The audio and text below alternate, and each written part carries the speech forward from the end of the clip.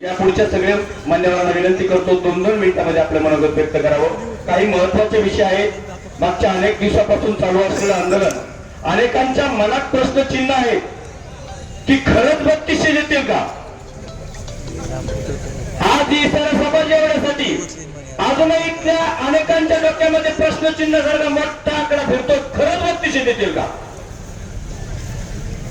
पण भावांनो, एक तुटीची ताकद दाखवली आणि तुम्ही सगळे सोबत राहिलात तर 100% 3200 घेतल्याशिवाय आपण मागे फिरणार नाही, एवढं मात्र ध्यानात राहू द्या।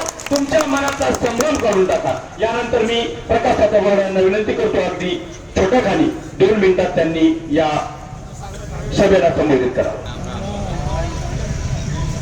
आजच्या या इशारा सभेच्या निमित्तानं आपल्या सर्वांना मार्गदर्शन करण्यासाठी उपस्थित असलेले कॉम्रेड क्षीरसागर साहेब, ज्यांनी माजलगावचं आंदोलन या ठिकाणी यशस्वी पार पडला ते जगदीश काका पसाडे, आदरणीय नवल सर, या ठिकाणी उपस्थित असलेले सर्व सन्माननीय ऊस उत्पादक, शेतकरी, तरुण सहकारी, आमचा इलेक्ट्रॉनिक मीडिया, पत्रकार बंधू, व्यासपीठावरील सर्व मान्यवर, आपण सर्वांसाठी मागच्या 15 दिवसापासून आम्ही गावनी या बैठका या ठिकाणी घेतो। ऊसाचं आंदोलन या ठिकाणी का सुरू झालं, हा महत्वाचा विषय या ठिकाणी आहे। मागच्या 30-35 वर्षापासून आपल्या भागामध्ये कारखाने या ठिकाणी सुरू आहेत, परंतु ऊसाचा एफआरपीचा विषय हा 2018 मध्ये सुरू झाला। 2018 मध्ये सरकारने या ठिकाणी ऊसाची एफआरपी निश्चित करण्याचं धोरण या ठिकाणी घेतलं, त्याला कोर्टाने मान्यता दिली आणि त्यामुळे ऊसाची एफआरपी प्रमाणे शेतकऱ्याला पैसे दिले पाहिजे, ही या ठिकाणची कारखान्याला बंधनकारक करण्यात आलं। आणि त्या निमित्तानं तुम्हाला मी सांगतो, जो कारखाना या ठिकाणी ऊस हा पीक गाळप करतो आणि त्यापासून पदार्थ निर्माण करतो, त्या कारखान्याची रिकव्हरी ही 10.50च्या पुढामध्ये 11पर्यंत या ठिकाणी रिकव्हरी असते। आणि त्या रिकव्हरी मध्ये शेतकऱ्याला कारखान्यानं आणि शासनानं ठरवून दिलेली, कोर्टानं मान्य केलेली या ठिकाणची एफआरपी 10.50 ला 3500 रुपये, 3550 रुपये हे दिले पाहिजे, ही या ठिकाणची बंधन आहे। आणि या बंधनामुळे अंबड आणि घनसावंगी तालुक्यातील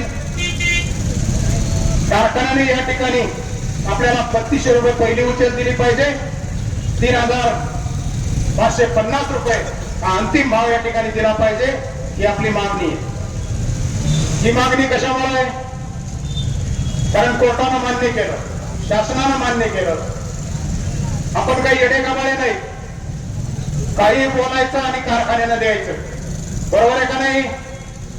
आपण ऊस पिकवतो आणि ऊस तुमचा 86-032 असेल, 671 असेल, 6001 असो, 265 असो, कुठल्याही ऊस उत्पादकाचा हा ऊस 14 ते 15 महिन्याच्या शिवाय कुठलाही कारखाना या ठिकाणी घेऊन जात नाही।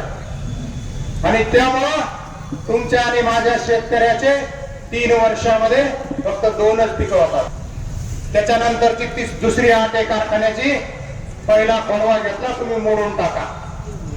त्यामुळे 3 वर्षामध्ये 2 पिकं जर मिळत असतील तर शेतकऱ्याच्या पदरामध्ये या ठिकाणी काय पडतं, हा विचार या ठिकाणी आहे। तुम्हाला जाणीवपूर्वक सांगत, जो कारखाना या ठिकाणी फक्त साखर तयार करतो, त्या कारखान्यामध्ये 1 टनाची ऊस गाळप केल्यानंतर 1 क्विंटल 10 किलो ते 1 क्विंटल 20 किलो साखर या ठिकाणी कारखान्याला तयार होते। आणि त्यामधून ही साखर या ठिकाणी टेंडरच्या भावानं विकली तर त्या टेंडरचे भाव आहेत आज 3900 रुपये, 4000 रुपये आणि 4100 रुपये। त्याच्यानंतर या ऊसापासून ऊसा या ठिकाणी मिळतो तो भुसा या ठिकाणी 400 क्विंटल मिळतो. त्या 400 क्विंटल भुसाचे या ठिकाणी 500 रुपये या कारखान्याला मिळतात. 300 क्विंटल या ठिकाणी मोलॅसेस या ठिकाणी या कारखान्यात तयार होतं, त्याचे 550 रुपये या कारखान्याला मिळतात. राख ही 2 क्विंटल या ठिकाणी तयार होते, त्याचे जवळपास 200 रुपये या ठिकाणी मिळतात. या ठिकाणी 3 क्विंटल मळी या ठिकाणी मिळते, त्या मळीचे 400 रुपये या ठिकाणी मिळतात. निस्ता साखर या कारखान्याने तयार केली तर 5300 रुपये साखर कारखान्याला उत्पन्न मिळतं. आणि मग साखर कारखान्याला जर 5300 रुपये उत्पन्न मिळत असेल, शासनाचा नियम आहे, कोर्टाचा नियम आहे, साखर आयुक्ताचा नियम आहे, त्याच्यातून फक्त तोड वाहतूक वजा करायची. आणि तोड वाहतुकीचा नियम काय की तो 30 किलोमीटरच्या आतमध्ये समर्थ सहकारी साखर कारखाना असेल, समृद्धी असेल किंवा ब्ल्यू सल्फाईड असेल, यांची 30 किलोमीटरच्या पुढे लांब वाहतूक नाही.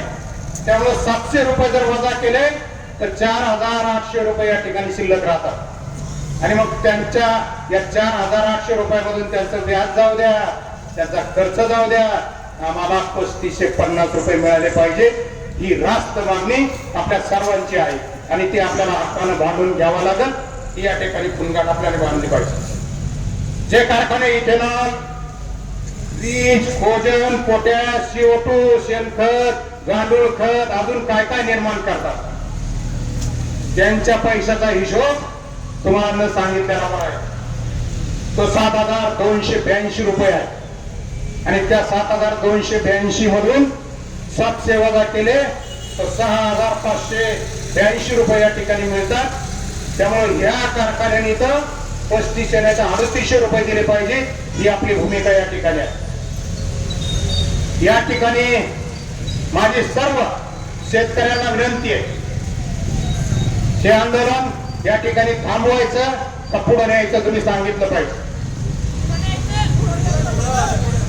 सगळ्यांनी जोरदार हात करून सांगा पुढे न्यायचं का. मग यासाठी तुम्हाला सगळ्यांना आपापल्या गावातल्या टोळी पहिल्यांदा बंद कराव्या लागतील. करणार का. त्यानंतर तुम्हाला आपापल्या भागातले वाहन बंद करावे लागतील. करणार का. तुम्ही आमच्या सोबत रस्त्यावर उतरणार का. 100% लोकांच्या हात होत नाही सांगा. हा शेतकरी एकजुटीचा विजय. तुम्हाला या ठिकाणी जाणीवपूर्वक सांगा, 265 जातीची नोंद कारखाने घेत नव्हते.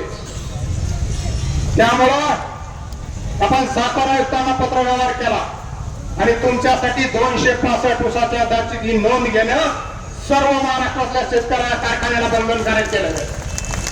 दुसरा विषय होता, तुम्हाला पोच पावत्या मिळत नाही, त्या पोच पावत्या सुद्धा कारखान्याला देणं बंधनकारक साखर आयुक्तांनी केलेलं आहे. ती तुम्ही मागणी केली पाहिजे. ही मागणी करणार का. त्याच्यानंतरचा विषय आहे, हा संपूर्ण ऊस तोडणीचा प्रोग्राम प्रत्येक गावनिहाय लावला पाहिजे आणि त्याची कॉपी सर्व शेतकऱ्यांना माहिती झाली पाहिजे. कुठल्या कुठल्या गावामध्ये हा प्रोग्राम लागला नसेल तर या ठिकाणी तो लागला पाहिजे, ही या ठिकाणची भावना आहे. आणि त्यामुळं आपल्या सर्वांना नम्रतेची विनंती आहे, जी वयस्कर मंडळी ते पुढे रस्त्यावर येऊ शकले नाही तर आपापल्या घरातले तरुण पोरं त्यांनी रस्त्यावर पाठावे. तुमच्या पदरामध्ये 3200 रुपये पहिली उचल घेतल्याशिवाय मी मागं पाहणार नाही, आमचा शब्द आहे. आणि 3550 तुमच्या पदरात पडलेच पाहिजे, ही सुद्धा आम्ही पूर्ण गावी या ठिकाणी देतो. जय हिंद, जय भारत.